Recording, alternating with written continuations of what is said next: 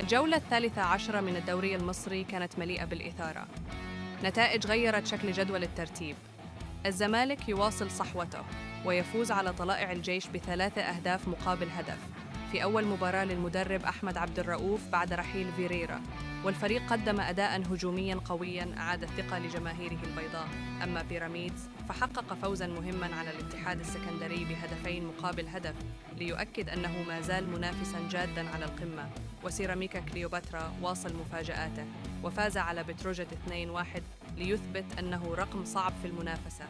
أما الأهلي فواصل نتائجه السلبية بتعادل مخيب أمام المصري البورسعيدي دون أهداف في أداء باهت أثار غضب جماهيره التي تطالب بعودة الروح والانتصارات. وبهذه النتائج يستمر سيراميكا في الصدارة ويليه الأهلي في المركز الثاني، بينما يقترب الزمالك خطوة بخطوة وبيراميدز يحاول العودة إلى أجواء المنافسة.